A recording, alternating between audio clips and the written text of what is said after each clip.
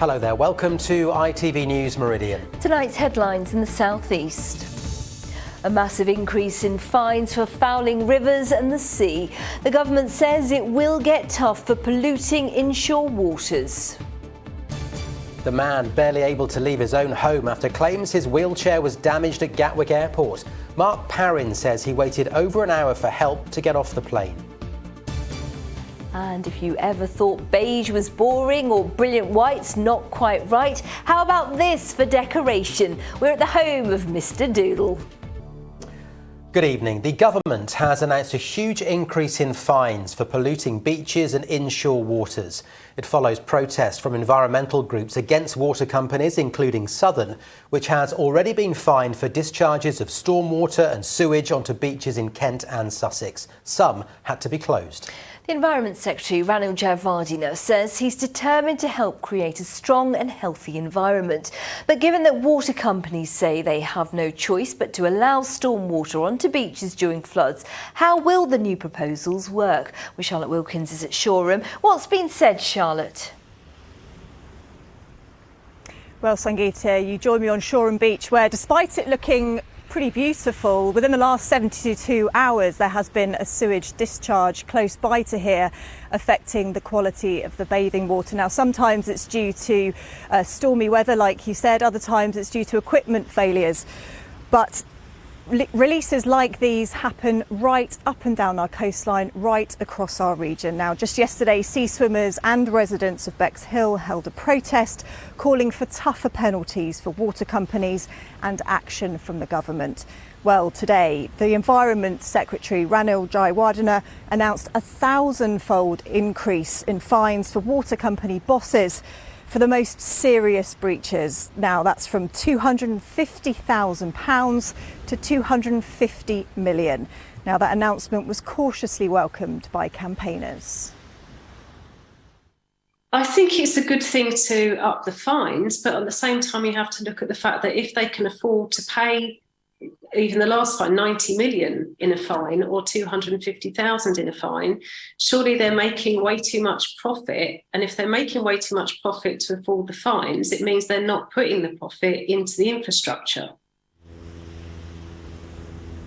Now, as you mentioned, last year Southern Water was fined a record £90 million.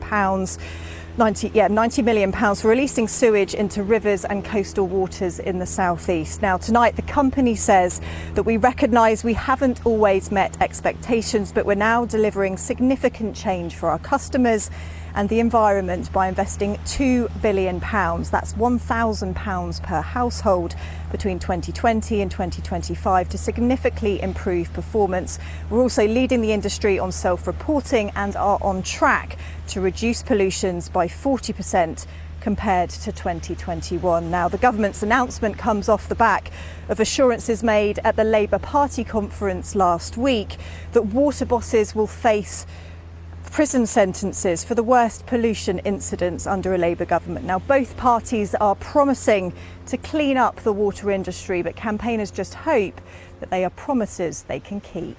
Charlotte, thank you. The economy is dominating everything at the Tory conference in Birmingham, but tomorrow members from the South East will hear from the Home Secretary about the government's plan to deal with the people crossing the Channel in small boats. Well, let's talk to our political correspondent Phil Hornby, who's been asking the Prime Minister all about it, haven't you, Phil? Yes, that's right, Matt. This has been a political problem for the Conservative Party for years. They don't seem to be able to solve it, and already so far this year around 33,000 migrants have made the crossing. And when I spoke to the Prime Minister about it, I started with a question that it appears she couldn't answer. Prime Minister, do you know how many people have come across the Channel in small boats this year so far? Well, what I do know is that we need to deal with this issue, and we're absolutely determined to do that, and the new Home Secretary, Suella Braverman, will be bringing forward legislation to make sure that we can't be overruled by the ECHR and we can deal with this really serious issue of these appalling human traffickers bringing people into the country using small boats, which are often dangerous and end in real harm. If you don't know the number have come so far this year, what's the number you pledged to get it down to? What we will do is we will take action. The first thing we need to do is legislate. We're also making sure that people are able to be sent to Rwanda as part of our policy, and we will bring down the numbers. But the important thing is getting this legislation done. So Rwanda is the policy, that's it, is it? Well, I was very clear in my leadership election campaign that as well as Rwanda, we will be looking at other countries where we can operate similar partnerships. But fundamentally, we need to change the law so we are able to control our borders in the United Kingdom. Well, meanwhile, Phil, the government have U-turned, course-corrected, whatever you want to call it, on one of the main announcements in that controversial mini-budget of a few days ago. Yeah, after a mini rebellion behind the scenes here in Birmingham, they've scrapped the idea of getting rid of the very top rate of tax for the very rich. But the rest of the mini budget stays as it is for now at least. And that's the mini budget, of course, that led, among other things, to interest rates going up, threats of more interest rate rises to come, which is bad news for homeowners with a mortgage. Would you like to apologise to those people who are going to lose their homes because of you? Well, I understand people are struggling at the moment. That is why we had to take urgent action with our emergency budget. If you remember, we were facing a situation where people had energy bills that could be up to £6,000. We had to take urgent action through our through our mini budget. And that will mean that the average household is now paying no more than about £2,500 for their energy bills. We'll also see inflation curbed. But we're seeing interest rates go up and mortgages go up. People are going to lose their homes. We've been here before in the early 90s. I understand people are worried and concerned, and we want to do all we can to support them. I acknowledge that we should have done more to lay the ground for it. And what about laying the ground for spending cuts? Because that's next, isn't it? Do you think the NHS is overfunded? Do you think education is overfunded? Where are these cuts going to come from? We will bring down debt as a proportion of GDP. But I want to do that in a sustainable way by getting better value for money from what we spend. But of course, frontline services are incredibly important. We will deliver on those pledges. Prime Minister, thank you very much. Thank you very much. Well, I've been coming to these things for nearly 40 years. I don't think I can remember a party conference where so many people have been bad-mouthing the party leader behind the scenes, and she's only been in post for a matter of weeks. Just incredible, Phil. A really interesting exchange with the Prime Minister. For now, thank you very much indeed. News: and a teacher from Maidstone Grammar School who browsed pornography during teaching hours has been fired. David Chidlow, who's 59, viewed profiles of women on an unauthorised site 74 times, switching between his live lessons and the website. The business and economics teacher has been banned from the profession for life. Former Met police officer Wayne Couzens has appeared in court, charged with indecent exposure. The 49-year-old from Deal is accused of the offences, including an incident in Dover. They predate the kidnap, rape and murder of Sarah Everard, for which he is serving a whole life sentence. Applications have opened for the £170,000 a year job for leading Kent Police. The advert for the new Chief Constable calls for an exceptional leader for the force. Alan Pewsley stepped down over the weekend after 9 years at the helm. Recruitment for his successor is being overseen by Matthew Scott, the county's Police and Crime Commissioner, who says he'll be looking for someone with a long-term vision. We'll be looking at the qualities of the leadership qualities of the new Chief Constable, what issues they should be focused on, and people can have their say and what they think that is. But also there are areas for improvement within the force. We want to look at response, call handling, management of offenders, but also some of the positives that we can develop as well. Our response to acquisitive crime is really good. How can we make it even better? So it's going to be a very rigorous process. Brighton Council has warned the government that half of the city's schools could be forced to cut staff due to inadequate funding. In a letter to the Department for Education, the council leader has urged that current funding should be urgently reconsidered. The department says it is supporting schools with £53 billion this year in core funding. A disabled air passenger from Kent has described how he was forced to wait for more than an hour on a plane at Gatwick, only to find his wheelchair had been badly damaged. Mark Parrin from Tunbridge says it's left him stranded and facing a repair bill of hundreds of pounds. Airport bosses have apologised, but it follows a similar incident at the airport a few months ago. Here's Malcolm Shaw. Oh, that's not going to get any better, is it? Mark Parrin has been using wheelchairs for over 30 years after a virus attacked his spine. But now this, his current one, is badly damaged after coming through the baggage system at Gatwick Airport. The wheel is buckled and jams against the frame, making it unusable. That's his life, that's his everything. And even to me, sometimes I take it for granted, that chair. It's not till you lose it, and I did say to you, didn't I? The chair is built around the individual, so height, width, seating, everything. So to be able to just repair a chair like that overnight just isn't going to happen. And that's not all. Nicola and Mark had been on holiday to Tenerife when they flew home, but they were left stranded on the plane for an hour and 20 minutes, waiting for an assistance team to help them off. 1 hour change of crew on the plane and still no sign.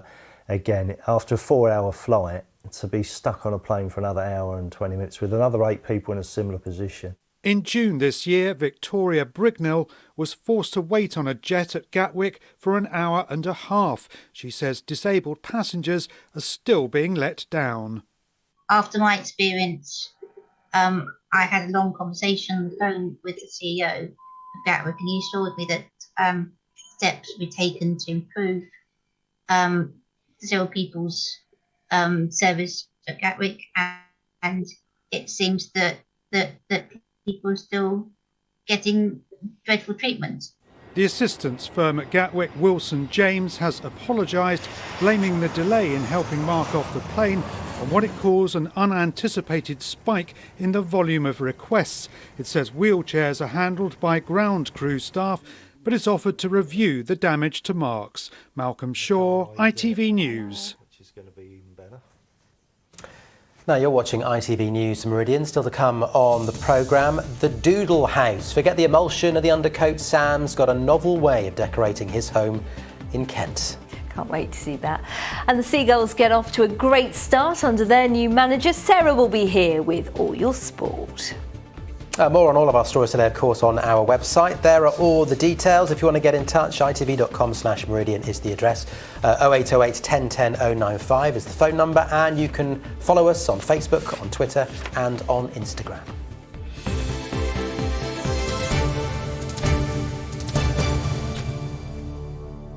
And the ITV Evening News continues with the national and international news at 6:30 with more Mary Nightingale.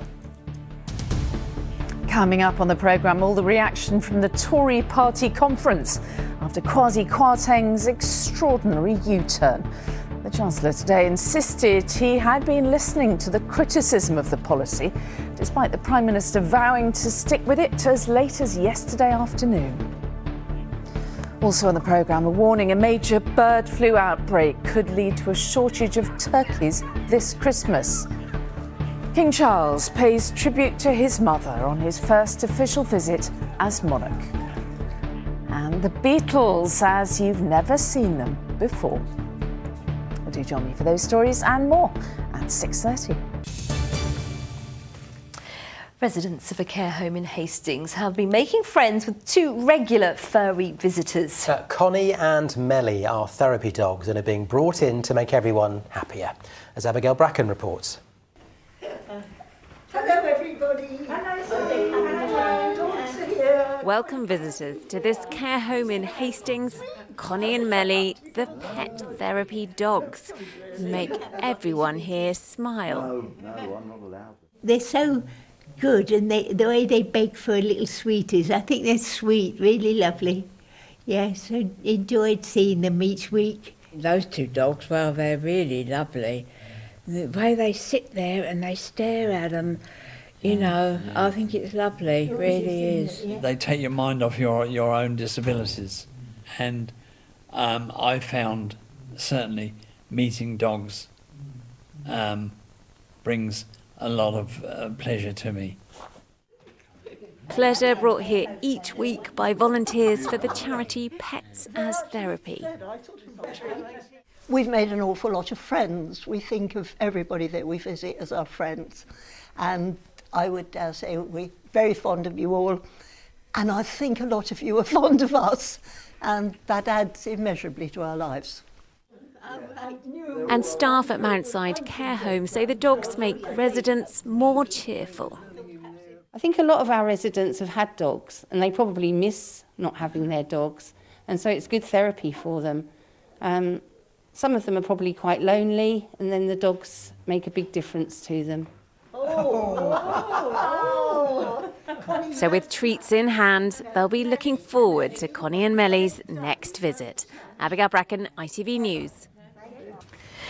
Now, if you're involved in a community group doing great work in your local area, you could be eligible to apply for up to £70,000 to help it grow. Well, that's because the People's Project is back when ITV teams up with the National Lottery Community Fund to give away thousands of pounds of National Lottery funding to good causes, improving people's lives. Well, one group that has already benefited is the Egg in Hastings, a therapeutic service for children, young people and families. A place has been provided with a kitchen, fire pit and swings, offering help and support. Well, with the People's Project, the public will vote on who deserves money the most. Joining us for more is Mel Eaglesfield, Deputy Director at the National Lottery Community Fund. Mel, so for those who've never heard of the People's Project, tell us what it is. Well, the People's Project is an amazing opportunity to get vital funding into the heart of communities all the way across the UK. Community groups can win up to £70,000 to support their work, and as you said, we're giving the public a chance to have a say in where that brilliant National Lottery money goes. So the big question, how do groups in the South East get involved? So they're able to apply straight away, and we're looking for really interesting and imaginative projects that will support local communities. We've funded some fabulous things in the past, such as the Egg in Hastings, that delivered brilliant therapeutic services for children and young people. Mel, when you add it all together, all the regions together, that's more than £4 million of National Lottery funding being given away. Why do you do it? Yeah, it's incredible, isn't it? So the National Lottery have been working with ITV since 2005, and after a 3-year break, we're back with the People's Projects and really excited to give the public a say in where National Lottery money goes. In that time, we've awarded over £45 million to over 1,000 projects, so it's a brilliant opportunity to encourage your favourite local group to get involved.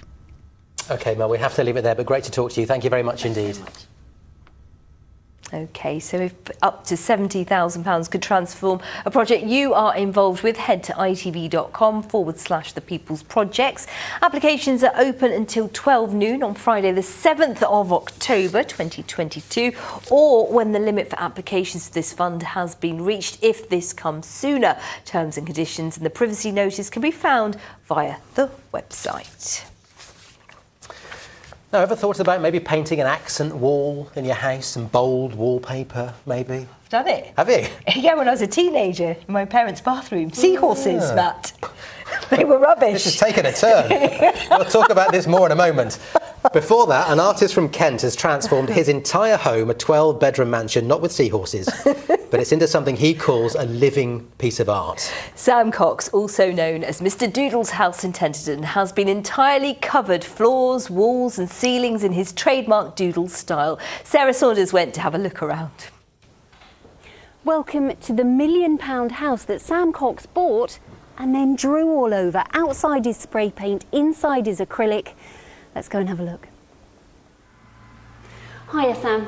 Hey. I feel a bit like I've stepped into your head in this house. Yeah. Why have you painted an entire building? Well, I mean, it's always been my lifelong dream to do something like this, to get a house and completely doodle it inside, outside, all over, floors, walls, ceilings, and all the furniture too. It's just something I'm obsessed with. I'm driven by doodling and it's what I love to do. And you get that impression when you're in here.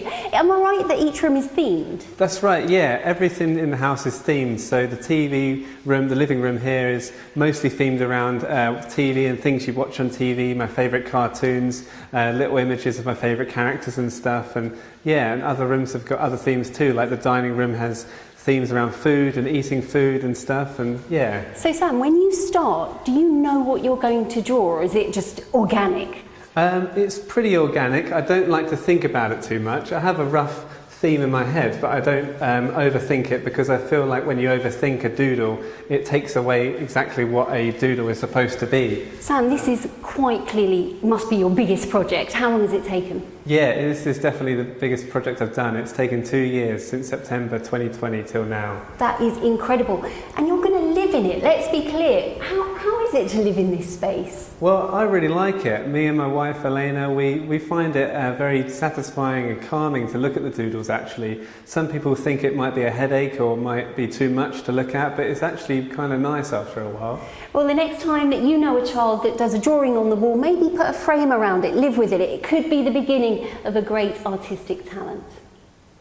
Could be, Sarah. Did you say let your child draw on the wall? What kind of anarchy are we promoting here? The trouble is, though, if my children were in that house, they couldn't go 5 minutes without trying to colour it all in. No. And it would be carnage. But my eyes are a bit funny now. Yeah. But I can tell you this. Yes. The weather's next with Helen Plint.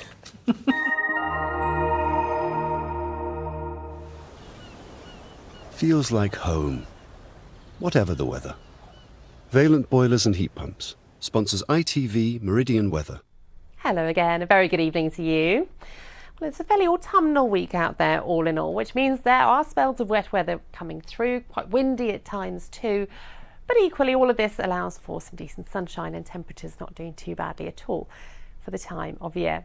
For now, that high pressure is just about winning out still. You can notice frontal systems trying to push in, but they then swerve and instead head north. So it's behind these, that deepening area of low pressure brings gusts up to around 45 miles an hour in coastal areas by Wednesday, staying quite breezy and gusty through the rest of the week. And of course, this frontal system drives in some rain then as well. But for the here and now, it's actually quite benign, and some extra cloud overnight tonight may just be thick enough for the odd spot of light rain or drizzle, but really barely noticeable for lots of us. And actually, it helps to keep the temperatures up. So also notice turning a little bit breezier already. All of this, though, means our temperatures much milder than they were last night, for some not even dropping below around 15 degrees. So for Tuesday morning, not a bad start. Yes, still some blustery showers out there. They'll continue to push east, though. And after that, it's a largely dry and fine day. Variable amounts of cloud coming and going overhead, but they keep moving quite quickly with that breeze, and some decent sunshine to be had as well. A quick look then at times of high water in Brighton. It's going to be high tide around 6:10 tomorrow morning. Bye-bye. Valent sponsors ITV Meridian Weather.